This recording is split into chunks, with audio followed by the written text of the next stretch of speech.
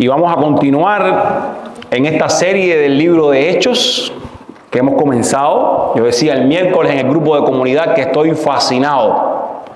Yo me enfrento al texto bíblico cada semana sin ideas de lo que Dios va a hablar, de lo que Dios va a decir, y me fascina estar interactuando con Él, descubriendo las cosas que el texto bíblico tiene para nosotros.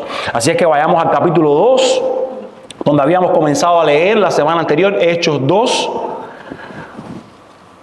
que aunque en verdad los 47 versos del capítulo 2 están hablando de una misma cosa, el Espíritu Santo se ha derramado sobre los creyentes y Él les empodera para que anuncien el mensaje de la resurrección. Todo este capítulo 2 está hablando de lo mismo. Quisimos dividirlo en tres partes para digerirlo un poco mejor. Vimos la semana anterior la llegada sobrenatural del Espíritu Santo, cómo llegó sobre los creyentes, qué significaba esto para nosotros hoy. Ahí está en YouTube, para quien no pudo verlo puede acercarse y disfrutarlo allí. Hoy estaremos viendo la segunda parte, los versos del 14 hasta el 36, y es la explicación que Pedro dio de este evento que muchos estaban cuestionando, y la conexión que tenía este evento con la obra de la cruz. Y por último, la semana anterior, que nuestro hermano Kenny nos traerá la palabra, será el resultado de esta obra del Espíritu Santo, que la veremos en los versos del 37 ya al 47, ahí al final de este texto.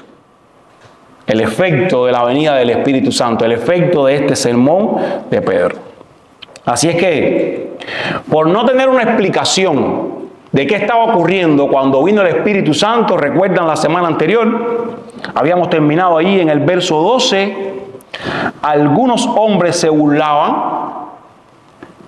y estaban diciendo que los discípulos estaban llenos de mosto, que los discípulos estaban borrachos. De tal manera que los acontecimientos que ocurrieron allí en Pentecostés prepararon el escenario para que Pedro presentara este sermón, para que Pedro presentara el testimonio del Cristo crucificado, del Cristo resucitado, desde Jerusalén hasta los confines de la tierra. Porque recuerdan que allí se reunieron personas de todas partes de la tierra. Entonces, Pedro alza su voz, allí en el verso 14, se pone en pie y procede a explicar qué es esto que había ocurrido.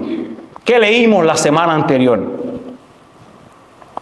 Enseñándonos este texto que la obra del Espíritu Santo empodera a los creyentes para anunciar el mensaje completo de la cruz. Y estuvimos viendo que esta era una de las cosas que hacía el Espíritu Santo y no como tergiversadamente algunos en estos días creen. Pero esta es una de las cosas que Él hace. El poder que da a sus discípulos es para que testifiquen, para que hablen sus palabras. Así es que vamos a leer toda esta porción, los versos del 14 al 36, y vamos a ver cómo fue que Pedro fue usado con ese poder del Espíritu Santo. Les invito allí, y dice de esta manera: entonces Pedro, poniéndose en pie con los 11 apóstoles, alzó su voz y les declaró: hombres de Judea y todos los que viven en Jerusalén, sea esto de su conocimiento y presten atención a mis palabras, porque estos no están borrachos como ustedes suponen, pues apenas es la hora tercera, sino que esto es lo que fue dicho por medio del profeta Joel. Y sucederá en los últimos días, dice Dios, que derramaré de mi espíritu sobre toda carne, y sus hijos y sus hijas profetizarán, sus jóvenes verán visiones y sus ancianos soñarán sueños. Y aún sobre mis siervos y sobre mis siervas derramaré de mi espíritu en esos días y profetizarán. Y mostraré prodigios arriba en el cielo y señales abajo en la tierra, sangre, fuego y columna de humo. El sol se convertirá en tinieblas y la luna en sangre antes que venga el día grande y glorioso del Señor. Y sucederá que todo aquel que invoque el nombre del Señor será salvo. Verso 22.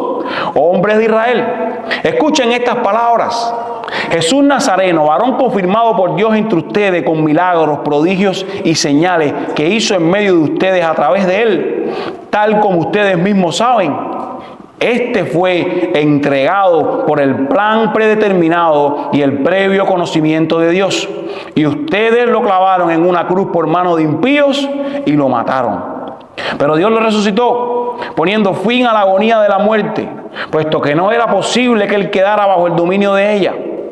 Porque David dice de él: veía siempre al Señor en mi presencia, pues está a mi diestra para que yo no sea sacudido. Por lo cual mi corazón se alegró y mi lengua se regocijó, y aún hasta mi carne descansará en esperanza. Pues tú no abandonarás mi alma en el Hades, ni permitirás que tu santo vea corrupción. Me has hecho conocer los caminos de la vida, me llenarás de gozo con tu presencia. Hermanos, del patriarca David les puedo decir con franqueza que murió y fue sepultado, y su sepulcro está entre nosotros hasta el día de hoy. Pero siendo profeta y sabiendo que Dios le había jurado sentar a uno de sus descendientes en su trono, miró hacia el futuro y habló de la resurrección de Cristo, que ni fue abandonado en el Hades, ni su carne sufrió corrupción. A este Jesús resucitó Dios, de lo cual todos nosotros somos testigos. Así que, exaltado a la diestra de Dios y habiendo recibido del Padre la promesa del Espíritu Santo, ha derramado esto que ustedes ven y oyen. Porque David no ascendió a los cielos, pero él mismo dijo el Señor a mi Señor: siéntate a mi diestra hasta que ponga a tus enemigos por estrado de tus pies. Sepa pues con certeza toda la casa de Israel que a este Jesús, a quien ustedes crucificaron, Dios lo ha hecho Señor y Cristo. Y Pedro ha sido empoderado por el Espíritu Santo para anunciar todo el mensaje de la cruz, la obra completa de la cruz. Y le enseña a esta gente que quien no comprenda la obra de la cruz no puede entender lo que está sucediendo aquí en Pentecostés. Y esta es la razón por la que no entienden qué está pasando con estos discípulos. Y vemos a Pedro, tras estas palabras que hemos leído, que ha predicado su primer sermón, pero la osadía para hacerlo solo puede ser explicada por el poder del Espíritu Santo en él. Pedro está de pie, representando incluso a los 11. Eso significa la palabra de con los 11. No significa que todos estaban hablando, sino que junto a los 11 respaldándole, él está de pie, hablando en nombre de ellos, respaldándole.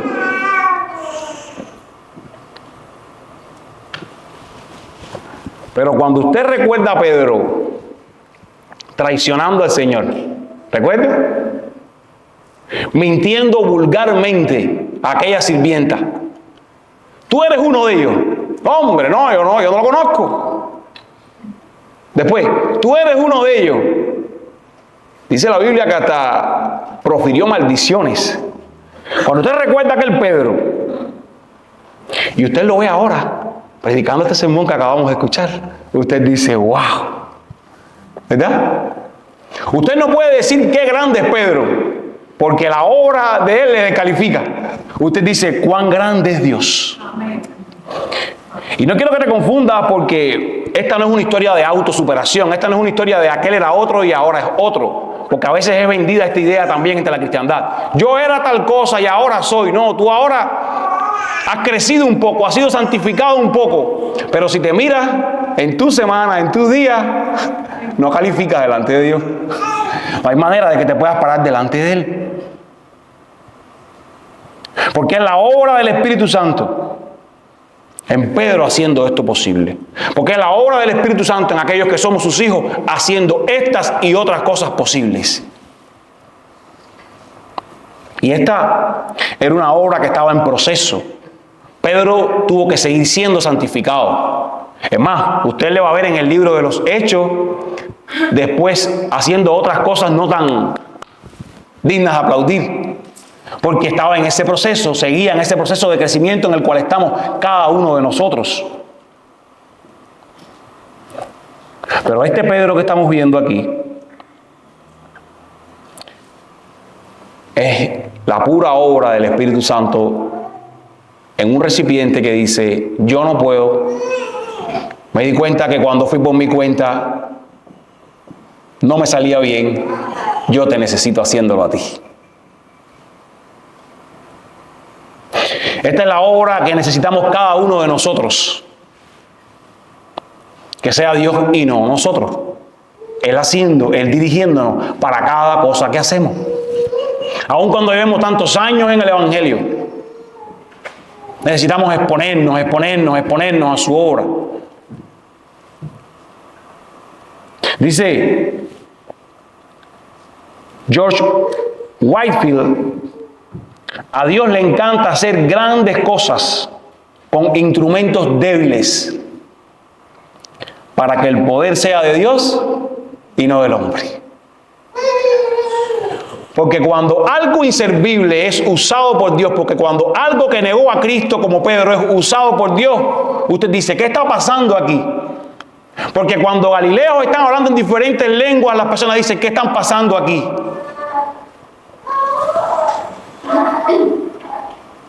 Y todos ellos son la evidencia de que la gracia de Dios puede restaurar a cualquier persona, a cualquiera, al más vil pecador.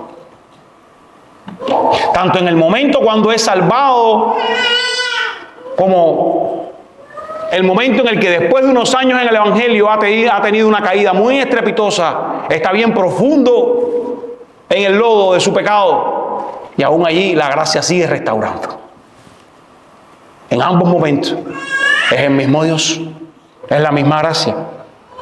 Y la misma gracia que a ellos les ha sido extendida, ahora ellos la quieren extender a otros. Ellos no se pueden quedar callados. A ellos les ha sido dado un Espíritu Santo que con gracia les ha salvado, que con gracia les ha traído hasta aquí. Esta es la historia de Pedro. Jesús mirándole a los ojos. Pedro, tú me amas. Señor, tú sabes. Pastorea mis ovejas. Alguien que ha recibido gracia dice, yo tengo que extender gracia también a otros. Esto es lo que pasa con un corazón que ha recibido tanta gracia. Quiere que otro la reciba también. ¿Y sabes por qué a veces nosotros no estamos tan interesados en mostrar esa gracia a otros? Y más bien somos ley, más bien juzgamos, más bien queremos llevar a la gente contra la tabla, como decimos nosotros. Porque no hemos comprendido en toda su plenitud cuánta misericordia se nos ha extendido a nosotros. Todavía seguimos creyendo que algo hemos traído a esta salvación, a esta ecuación. Todavía seguimos creyendo que hay un pedacito bueno por ahí en algún lugar de nosotros. Y eso descalifica todo lo otro. Y eso nos hace no poder entender todo lo otro. No tengo manera de pararme delante de ti, Dios. Yo soy ese Pedro que te negó. Pero cuando yo comprendo, aun cuando te negué, aun cuando he vivido de espalda tuya, es más, aun cuando he tenido una semana en la cual te he puesto a un lado, tu gracia se ha extendido y me deja hoy estar en pie. Usted dice, esta gracia yo tengo que transmitirla a otros. Extiende esa gracia que has recibido a otras personas. Extiende la gracia que esperas recibir a otras personas. Esta es la historia de Pedro. Entonces, Pedro les explica. Número 1, sale a la pantalla. La incomprendida obra del Espíritu Santo que había sido incluso profetizada. Pedro pasa a explicarle un par de asuntos que ahora les compartiré. Pero Pedro les dice, presten atención. Verso 14, verso 15. Presten atención. Porque esta gente no es tan borracho como ustedes están malinterpretando. Apenas son las 9 de la mañana, la hora tercera. Ellos comenzaban a contar las horas de las 6 de la mañana. Y estaba diciendo, apenas son las 9 de la mañana, apenas es la hora tercera del día. Nadie acostumbraba a estar bebido a esa hora. Es más, ellos tenían una práctica que a esa hora estaban más bien en ayuno, sin ningún tipo de bebidas en su cuerpo. Y él está diciendo, es absurdo. Solo alguien que es contrario al reino de Dios puede pensar que esta obra no es una obra sobrenatural. Entonces, en los versos del 16 al 21, ahora Pedro pasa a explicarles qué ocurrió. Les voy a explicar qué pasó, porque ustedes no han entendido y necesitan entenderlo. Les dice Pedro. Ahora, una vez más, ¿qué recurso usa Pedro para explicar este fenómeno? ¿A qué apela? ¿A dónde va? ¿A dónde dirige esa audiencia? A la Escritura. Una vez más. Verso 16. Miren usted su Biblia. Esto que ustedes están viendo no es que están borrachos. Dice exactamente, esto es lo que fue dicho por medio del profeta Joel. Esto es algo que está en las Escrituras, es algo que fue profetizado. Y Pedro comienza su primer sermón, no con un sueño que tuvo la noche anterior, no con una visión que tuvo la noche anterior, no con un cuentecito. Pedro empieza con, esto es la palabra del Señor. Pedro empieza llevándoles al Antiguo Testamento, a lo que para ellos eran las Escrituras. Y aquí radica el poder de sus palabras. No eran poderosas por él, eran poderosas porque él simplemente estaba compartiendo las palabras del Señor. Y este es un patrón en todo su discurso, en los discursos que también da después. Él cita aquí 3 pasajes del Antiguo Testamento que hablan de Cristo. Joel 2, que lo leeremos ahorita. Salmos 16, Salmo 110, son los 3 pasajes que él cita aquí. ¿Cómo yo lo sé? Bueno, él mismo está diciendo que aquí fue Joel. En el otro verso que está en el 25, él dice, David dice, y si usted busca en su Biblia, se va a encontrar quizás a la nota una referencia de dónde dice esto en la Biblia. Y en el último texto también dice, David mismo dice, escribiendo en sus salmos. Y Pedro es un ejemplo para cualquier predicador en estos días, para cualquiera que quiera exponer la palabra del Señor y saber cómo exponerla. Pedro toma un texto de la Escritura, lo llevó al Antiguo Testamento. Pedro les explica qué significa esto. Pedro incluso lo aplica para ellos. Y en lo que vamos a ver la semana que viene, les pide una respuesta a ellos. ¿Qué van a hacer? ¿Qué tienen que hacer? Y Pedro aquí ha compartido una clase de doctrina en un sermón. Doctrina del Espíritu Santo. Cristología pura. ¿Cómo pasa esto? No es por un poder especial en Pedro, no es porque Pedro tenga alguna característica especial. Es el Espíritu Santo que le ha sido dado para esto. Y cuando nosotros en materia de enseñanza, a enseñanza nos referimos, debemos tener presente que la predicación debe ser fiel a la verdad revelada. Aquí tenemos que suscribirnos nosotros constantemente. Debemos saber que la predicación debe ser fiel a la obra terminada de la cruz. Eso es lo único que va a transformar los corazones. Una vez más. Ni lo que yo pienso, ni lo que yo soñé, ni lo que yo creí. Lo que más se ajusta a la palabra. Y por eso Pedro está trayendo a ellos la palabra. Y el primer pasaje, como les dije, está en 17 al 21. Lo vamos a buscar. Se refiere a Joel 2, los versos del 28 al 32. Yo no los voy a leer todos, pero con algunas variaciones, porque él estaba citando, dice, Joel tantos años antes había profetizado este momento en que vendría el Espíritu Santo. Sucederá que después de esto derramaré mi espíritu sobre toda carne, y sus hijos y sus hijas profetizarán, sus ancianos soñarán sueños, sus jóvenes verán visiones. Ahí lo va a ver hasta el 32. Las mismas palabras que Pedro había dicho en Joel fueron profetizadas, en Joel fueron dichas. Joel, un profeta menor, que se encargó de anunciar esto que iba a pasar en los postreros días. Que se encargó de decir, en los postreros días Dios va a derramar su espíritu e incluso vendrá un juicio sobre la creación. Ahora, ¿Cuándo son esos postreros días que Joel estaba anunciando?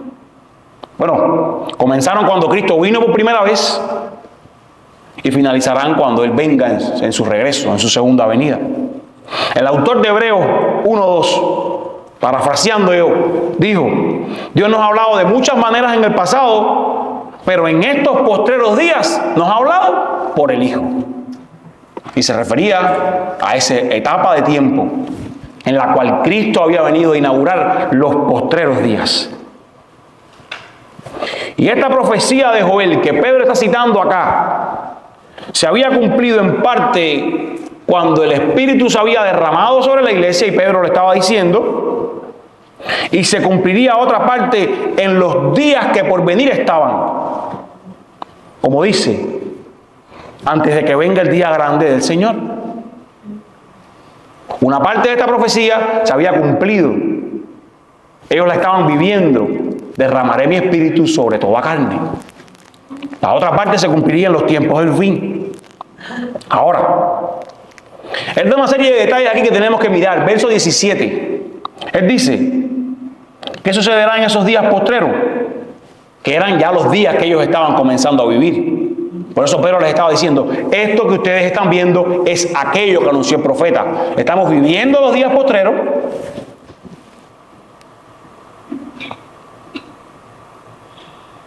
¿Y qué va a suceder?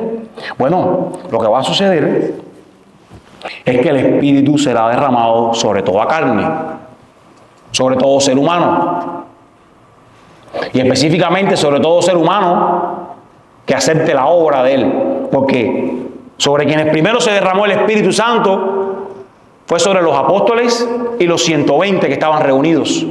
Eran personas que habían entendido la obra de la cruz.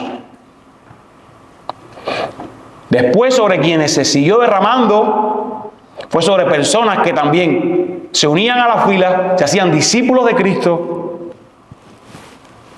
y disfrutaban esta obra.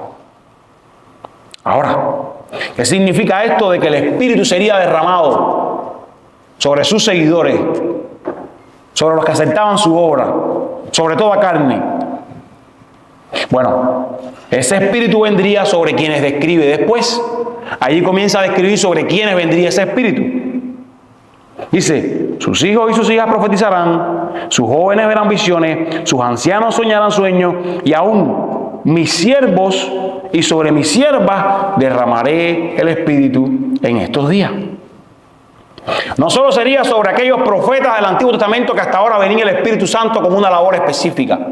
No solo sería con los hombres de Dios que en el Antiguo Testamento se usaban, venía el Espíritu y les usaba en una ocasión y ellos llevaban a cabo una obra.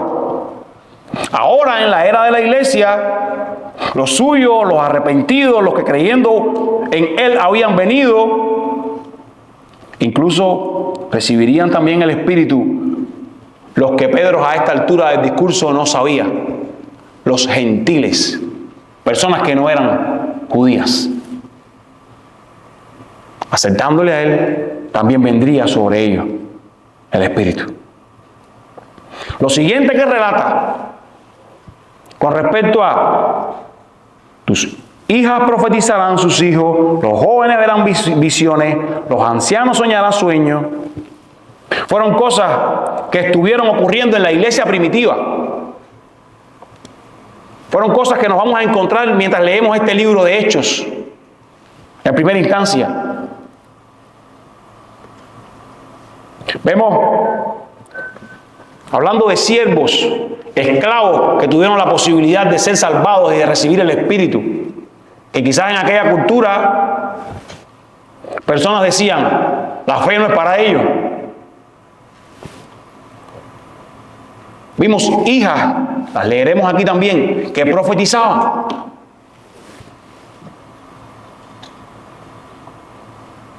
Y ese obrar del Espíritu Santo ahora sería extendido a todo el pueblo de Dios que estaba bajo este nuevo pacto que estaba siendo inaugurado.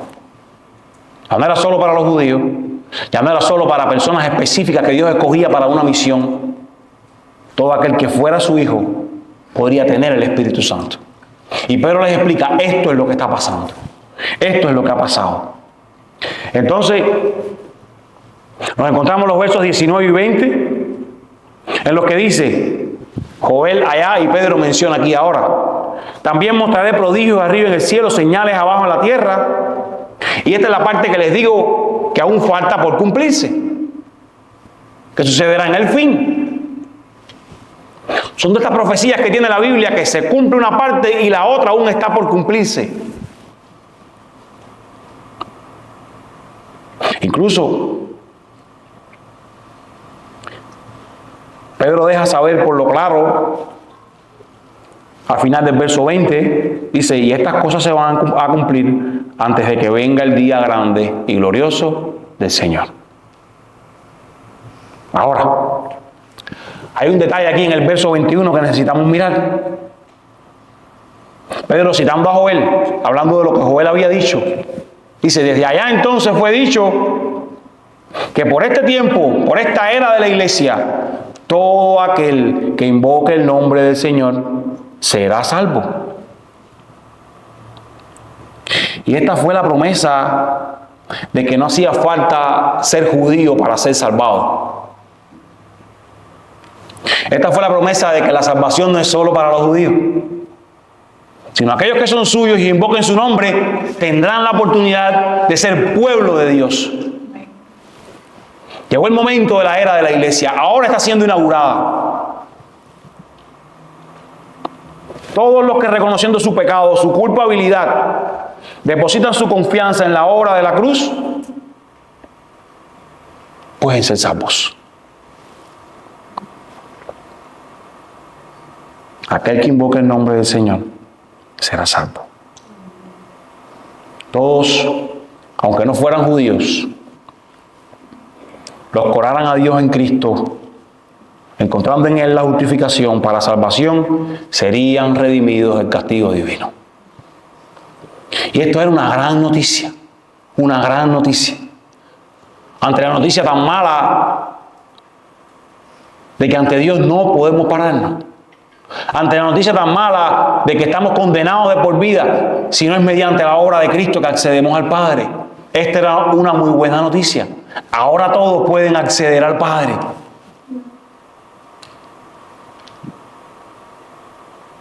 Entonces, lo segundo que Pedro prosigue a explicarle, Pedro les explica, número 2, que no se puede entender ni disfrutar la obra del Espíritu Santo sin antes mirar la cruz. Por esta razón Pedro se pone a hablar aquí de la cruz con ellos, porque es esencial. Por esta razón, en nuestras conversaciones, en nuestra predicación del Evangelio, no puede faltar el mensaje de la cruz completo con la resurrección, con Jesús siendo Señor. No puede faltar. Y ahora Pedro los lleva a donde nosotros debemos llevar a todo el que no conoce a Cristo. Y una vez más le dice: presten atención. Este Jesús, eso está en el verso 22, Jesús, y le llama ¿cómo? ¿Jesús qué? Este Jesús, aunque de Nazaret, porque recuerden, habíamos hablado la semana anterior toda la discriminación que había con la gente de Galilea. Bueno, este Jesús, aunque nazareno, de donde para ustedes no puede salir nada bueno, él fue un varón aprobado, confirmado por Dios entre ustedes, con milagros, prodigios y señales que Dios hizo.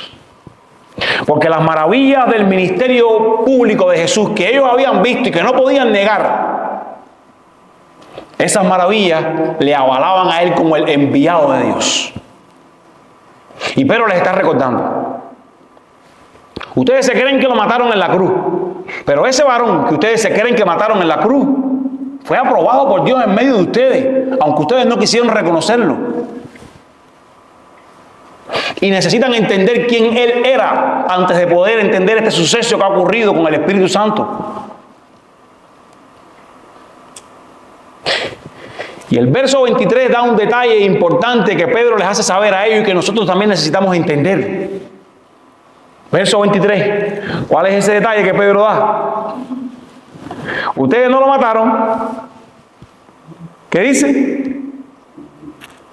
Este fue entregado por el plan predeterminado y el previo conocimiento de Dios.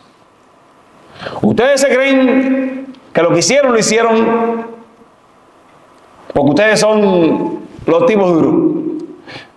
Pero déjenme decirles que ustedes tienen culpa por lo que hicieron. Ustedes le clavaron en la cruz. Pero esto estaba concebido en el plan de Dios. A Dios no le tomó por sorpresa. Jesús fue entregado por el plan predeterminado de Dios, por el previo conocimiento de Dios. Dios tenía un plan. Y algunos esquemas teológicos tienen la noción equivocada de que Dios está a la espera de cómo nuestras acciones van a moldear el curso de la historia, pero es al revés. Esto no es congruente con todo el mensaje bíblico. Jesús no terminó en la cruz como un fracaso del ministerio de Jesús. Jesús no terminó en la cruz como algo que se le fue de las manos a Dios. Jesús terminó allí por la voluntad del Padre para salvar a los pecadores. Jesús terminó allí porque alguien tenía que pagar, o nosotros o Cristo. Ese es el mensaje de gracia que les hablaba al inicio. Usted no lo merece, usted tenía que haber muerto allí en la cruz, como murió el inocente Jesús.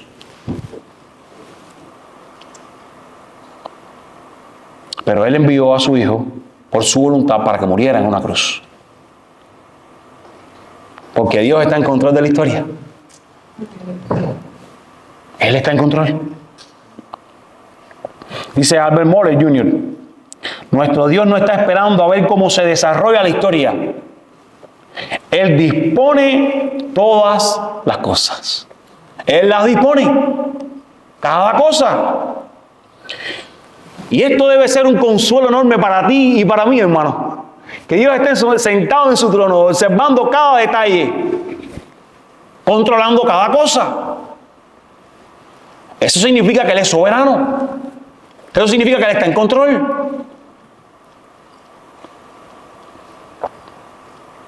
Ahora bien, como con Judas, que estuvimos hablando de él hace unos domingos, la materia corrompida en el corazón de estos hombres fue usada para llevar a cabo el plan de Dios. Y Pedro es incisivo. Pedro no pasa la mano. Pedro es cortante. Pedro les dice sin ningún tipo de filtro. ¿Qué le dice? A pesar de que era un plan de Dios, le dice: ustedes lo clavaron en una cruz. Porque esta es una de las cosas que tiene que hacer la palabra. Tiene que ofender al oyente. ¿Cómo? Sí. Ofenderte en tu pecado, ofenderte en cómo tú estás viviendo, para llevarte a un punto. Te necesito, Dios. ¿Qué haremos? Somos nosotros culpables.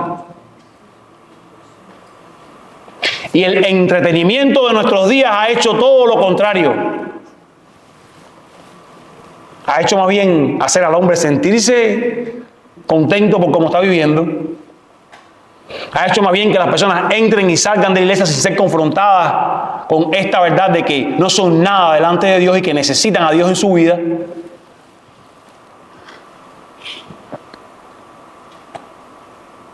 Pedro les dice: ustedes lo mataron. Ustedes son culpables. Y por propia voluntad de ustedes, ustedes llegaron a hacer esto. O sea, Dios no fuerza a las personas a hacer las cosas. Las personas las hacen por su voluntad. En la materia corrompida de su corazón. Y estas palabras también son contrastadas con la idea de que ellos, para lavarse las manos, no quisieron matar a Jesús. Ellos lo que hicieron fue que lo entregaron a los romanos. Para decir: no fuimos nosotros, fueron los romanos, en último caso. Pero Pedro les dice: aunque ustedes lo entregaron a los romanos, tanta culpa tiene el que mata a la vaca como el que le aguanta la pata. No fueron los romanos, ellos también. Fueron ustedes, autores intelectuales. Y lo más lindo es que estas palabras nosotros tenemos que decírnoslas a nosotros. Somos igual de culpables que aquellos que entregaron a Jesús. Somos igual de culpables que aquellas fuerzas romanas que le clavaron en una cruz. Ante Dios somos los mismos. pero se ha extendido gracia para nosotros. Este es el mensaje del Evangelio. No es que tú eres alguien y Dios te dijo, ven, y te puso un parchito. No, eras alguien que estaba muerto en tus delitos y pecados. Y Él por gracia salvó. Él por gracia dio vida.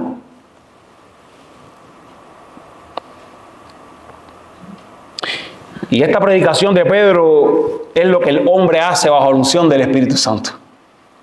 Es lo que el hombre hace lleno del Espíritu Santo. No teme a los hombres. Pedro estaba parado aquí delante de una multitud que podía haberle apedreado. Pero él estaba diciendo, ustedes mataron a Jesús, tengo que decírselo.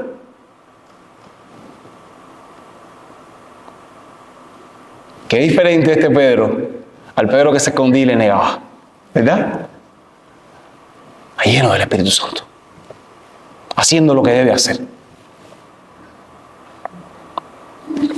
Verso 24.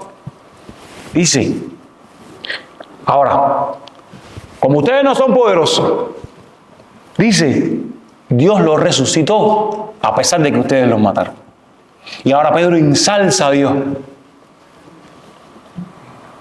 Dios le levantó. Y esta es la marca más fuerte del carácter mesiánico de Jesús que Pedro está trayéndole a ellos aquí.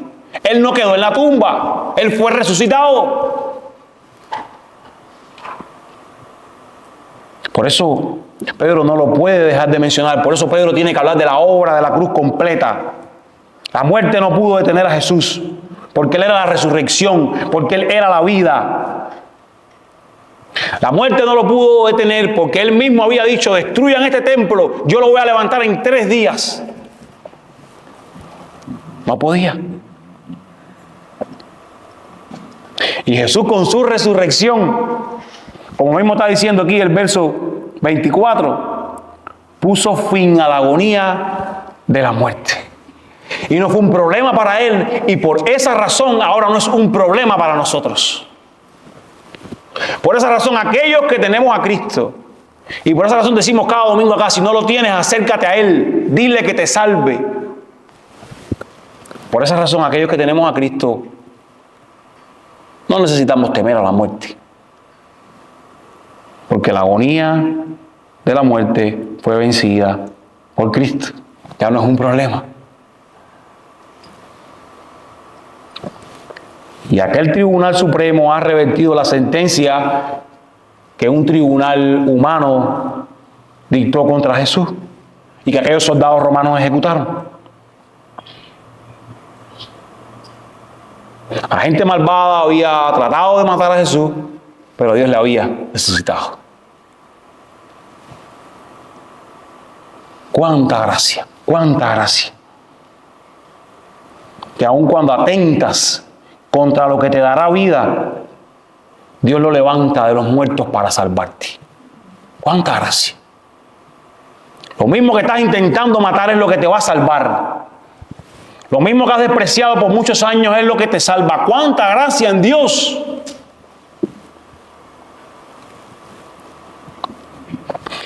Y esto debe estar presente en nuestra mente todo el tiempo para que vivamos agradecidos, para que vivamos alabando su nombre, para que vivamos para Él. Nosotros matamos a Jesús, pero Él lo resucitó para salvarnos. Tuvimos lugar allí con aquella gente. Pero por su gracia, Él lo resucitó. Y nosotros podemos tener salvación. Por eso no hay nada que podamos traer en esta ecuación. ¿Qué produce esto en ti? Saber que tú mataste a Jesús. Saber que tú contribuiste a aquello. Puede ser que te suene raro esto, pero tiene que producir en ti simplemente, por un lado, dolor. Yo cuán bajo soy. Por otro lado, gozo. Gracias por salvarme. Si eres un salvado. Si no lo eres, debe producir en ti terror. Porque la ira de Dios, en su día, se derramará sobre ti. Si tú no tienes a su Hijo.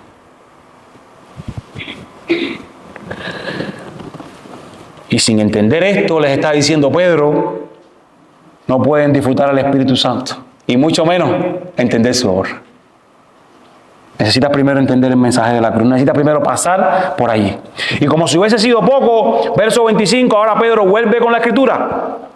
Pedro conecta lo que viene diciendo esta porción con el Salmo 16, los versos del 8 al 11. Con Cristo. Y David había estado hablando allá. Al Señor he puesto delante de mí, porque está a mi diestra, permaneceré firme. Por tanto, mi corazón se alegra y mi alma se regocija. También mi carne morará segura, porque tú no abandonarás mi alma en el Seol, ni permitirás que tu santo sufra corrupción. Y no hay mucho que discutir aquí, porque Pedro está mostrando en aquel pasaje a Cristo. Y es más, les dice, David anticipó la resurrección de Cristo. Y no lo estoy diciendo yo, el mismo Pedro aquí está diciendo, aquel David histórico no podía estar hablando de sí mismo, porque él tiene una sepultura y está entre nosotros. Su cuerpo sí vio corrupción. O sea que David allá no estaba hablando de él. Estaba hablando del Mesías que vendría y se sentaría en su trono por siempre. El cuerpo de David vio descomposición. Esto es lo que dice en el verso 29. Con respecto a David les puedo decir con franqueza que murió, fue sepultado y su sepulcro está entre nosotros. Así que aquel texto de la Escritura no hablaba de David, hablaba de Cristo.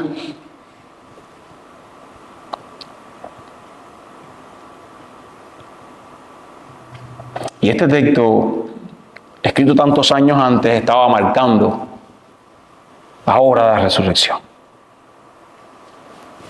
Si te lo digo yo, a lo mejor tú puedes decir que es una cañona mía, pero lo está diciendo Pedro en la inspiración bíblica.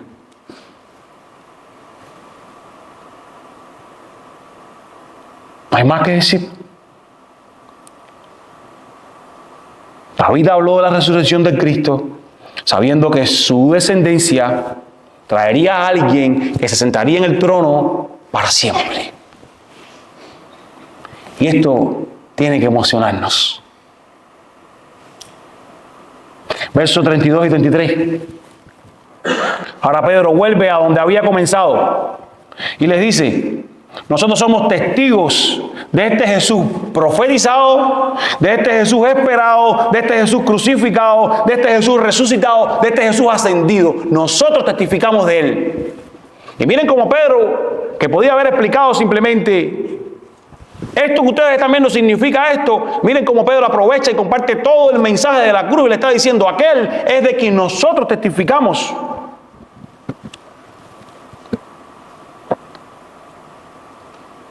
Y hay un detalle aquí muy interesante que conecta toda la historia que Pedro está compartiendo. Pentecostés, el derramamiento del Espíritu Santo, se hace posible mediante la obra de la cruz. Lo que Pedro está diciendo aquí es, verso 33.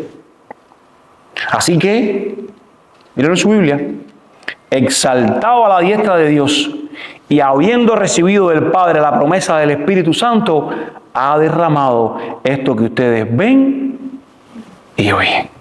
¿Cómo es posible que se derrame esto que ustedes ven y oyen? Porque Cristo murió en la cruz, Cristo resucitó y subió y está a la diestra del Padre. Él es Señor y ha traído esa promesa para nosotros que el Padre dio.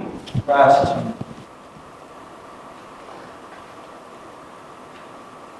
El Padre obró la vida, muerte y resurrección, exaltación de Cristo. Y desde esa posición de exaltación, Jesús cumple esa promesa, que enviaría el Espíritu Santo.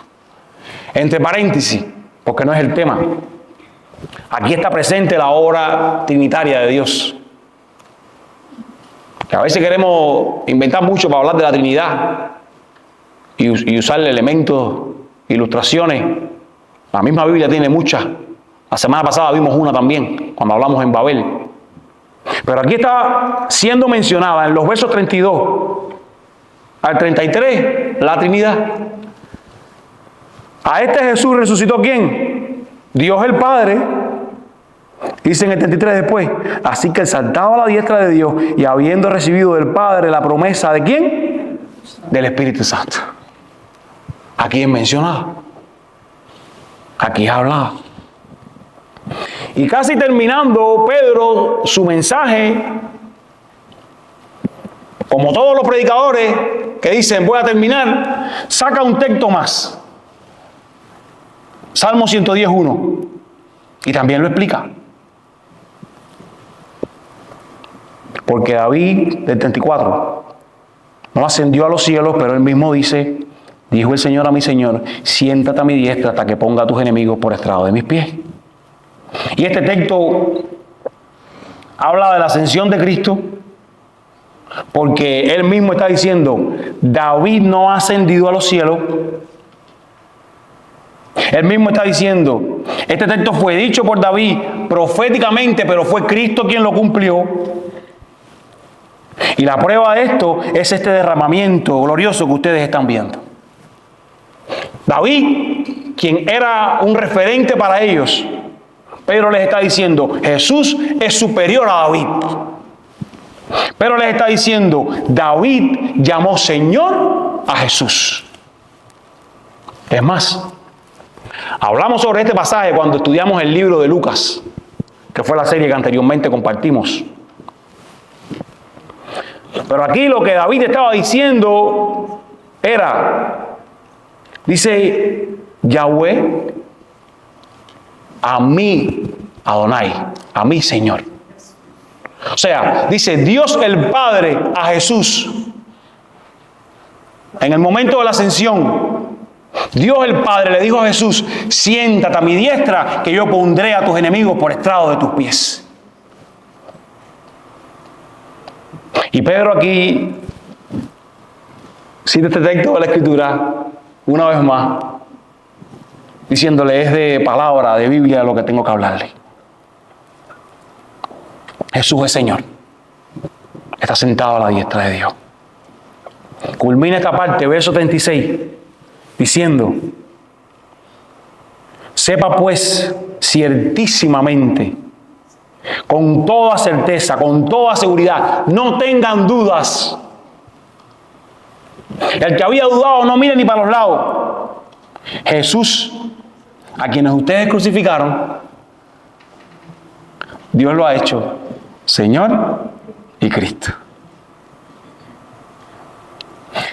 Jesús, el que está sobre todo, es el que ustedes cuestionan, es el que hizo todo esto que ustedes están viendo, al enviar a su Espíritu Santo para que estos discípulos desde ahora en adelante proclamaran su reino y su obra.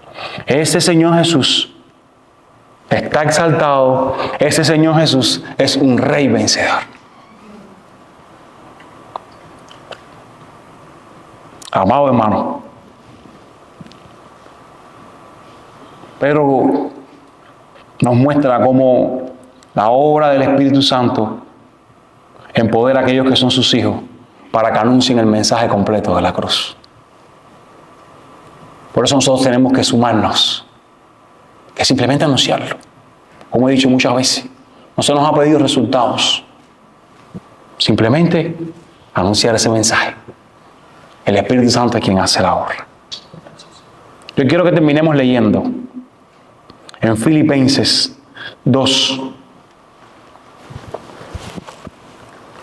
con las mismas palabras con las que Pedro terminó su sermón. Allá pues, verso 5, en ustedes esta actitud que hubo también en Cristo Jesús, el cual, aunque existía en forma de Dios, no consideró el ser igual a Dios como cosa que aferrarse, sino que se despojó a sí mismo tomando forma de siervo, haciéndose semejante a los hombres, y hallándose en forma de hombre, se humilló él mismo, haciéndose obediente hasta la muerte y muerte de cruz. Por lo cual también Dios lo exaltó hasta lo sumo y le confirió el nombre que es sobre todo nombre, para que en el nombre de Jesús se doble toda rodilla de los que están en los cielos y en la tierra y debajo de la tierra, y toda lengua confiese que Jesucristo es el Señor, para gloria del Dios Padre. Aleluya. Ese Señor nos ha empoderado a ti y a mí con el Espíritu Santo para que anunciemos su obra, la obra de la cruz completa. Vayamos, hagámoslo.